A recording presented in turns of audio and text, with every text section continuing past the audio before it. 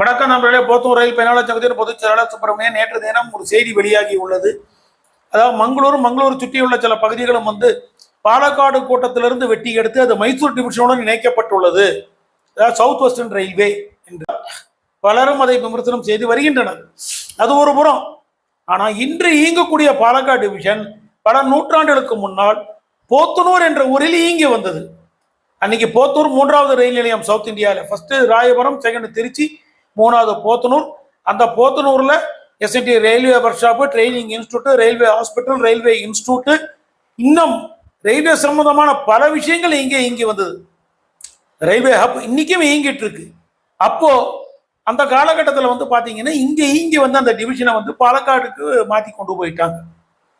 அப்போ தமிழகம் மிகப்பெரிய அளவுக்கு பாதிப்பு ஏற்பட்டது. ஆனால் அன்னைக்குள்ள ஜூடிஷியேஷன் பார்த்தீங்க அப்படின்னு சொன்னால் பாலக்காடு கோட்டங்கிறது ஜோலார்பேட்டையிலேருந்து பெங்களூர் வரைக்கும் இருந்தது. இன்னைக்கு சேலம் டிவிஷன் உருவான பிறகு பார்த்தீங்கன்னா அது போத்தனூர், கிணத்துக்கடுவு பகுதியோட அந்த ஏரியாக்களெல்லாம் கட் பண்ணி சேலம் டிவிஷனோட சேர்த்திட்டாங்க. இப்போ இன்னைக்கு இந்த பாலக்காடு டிவிஷனில் இருந்தால் அந்த மங்களூரும் மைசூர் பக்கம் போயிடுது. இப்போ இது அந்த டிவிஷனுக்கான ஒரு சின்ன கவலையை ஏற்படுத்தி உள்ளது. ஆனால் ரயில்வே பொறுத்த வரைக்கும், சென்ட்ரல் கவர்மெண்ட்டை பொறுத்த வரைக்கும், இந்த ரயில்வே பொறுத்த வரைக்கும் ஜூடிசெக்ஷன், அதாவது அந்தந்த மாநிலத்துக்கு உள்ளுக்குள்ள வரைபடத்துக்குள்ளதான் இருக்கணும் அப்படிங்கிறது இல்லை.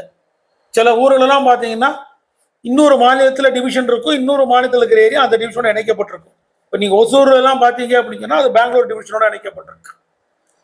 இப்போ பொள்ளாச்சி, கிணத்துக்கடெல்லாம் பார்த்தீங்கன்னா பாலக்காடு டிவிஷனோட இணைக்கப்பட்டிருக்கு. கன்னியாகுமரி, நாகர்கோலாம் பார்த்தீங்கன்னா திருவனந்தபுரம் டிவிஷனோட இணைக்கப்பட்டிருக்கு. ஆனால் இருக்கிறது தமிழ்நாடு. ஸோ இது ரயில்வே பொறுத்த வரைக்கும் அந்த ஜூடிசெக்ஷன் கிடையாது. ஆனால் என்ன, இந்த மாதிரி மாற்றி அமைக்கும் போது அந்த பகுதிகளுக்குள்ள, அந்த மாநிலத்தில், அந்த ஏரியாவில் வேலை செய்யக்கூடிய ஆபீஸில் கூடிய வேலை வாய்ப்புகள் இருக்கு பார்த்தீங்களா, அது குறைவாகும், வருமானம் குறைவாகும். அதனால அவங்கெல்லாம் கொஞ்சம் அதை பற்றி அச்சப்படுறாங்க. அப்படி பார்த்தா போத்தூர்ல இங்கி அந்த பாலக்காடு விஷயம் இன்னைக்கு பாலக்காடுக்கு போச்சுனால தமிழகத்துக்கு எவ்வளவு பெரிய இழப்பு. அது அன்னைக்கு பெருசா கண்டுக்கல, விட்டுட்டாங்க, அன்னைக்கெல்லாம் இருந்தது. ஆகவே இன்னைக்கு அது ஒரு பெரிய சர்ச்சையாக அது பேசப்பட்டு வருகிறது. அதை மாற்றி அமைக்கிறோம், அப்படி எடுக்கக்கூடாது என்றெல்லாம் சொல்லி வருகிறார்கள். ஆனால் ரயில்வே பொறுத்த வரைக்கும் அவர்களுக்கு எது சரி என்று படுகிறதோ அதை அவர்கள் செய்து போவார்கள்.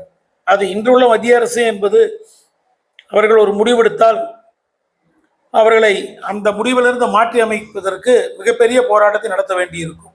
அப்படிதான் ஒரு சூழ்நிலை தான் இருக்கு. ஆனால் நம்ம பொறுத்த வரைக்கும் என்ன நினைக்கிறோன்னா, அது எந்த டிவிஷனாக இருந்தாலும் சரி, மக்களுக்கு ரயில்கள் இயக்கப்பட வேண்டும். தொடர்ந்து ரயில்கள் நிறுத்தம், ரயில்கள் இயக்கம், புதிய வண்டிகள் இயக்கப்பட வேண்டும், புதிய பாதைகள் அமைக்கப்பட வேண்டும். பொதுமக்களின் பார்வை இதுதான். என்னதான் இருந்தாலும் அந்தந்த மாநிலத்துக்கு பாதிப்பு, வேலை வாய்ப்பு, வருமானங்கிறது ஒரு பக்கம் இருந்தாலும், ஆனால் தவிர்க்க முடியாத சூழ்நிலையில இதை மாற்றி அமைக்கும் பொழுது எந்த காரணத்தை கொண்டும் பொதுமக்கள் பயன்படுத்தக்கூடிய ரயில்கள் பாதிக்கக்கூடாது என்பதுதான் நம்முடைய ஆழமான கருத்து. இந்த ரயில்வே நிர்வாகம் மனதில் வைத்துக் கொள்ள வேண்டும். அதற்கு பிறகு இது சார்ந்த முன்னோடிகள் அவர்கள் கருத்தை எல்லாம் சொல்லி வருகிறார்கள். அது என்ன நடக்கிறது என்று நாம் பொறுத்திருந்து பார்ப்போம். எல்லாம் நன்மைக்கு. நன்றி, வணக்கம்.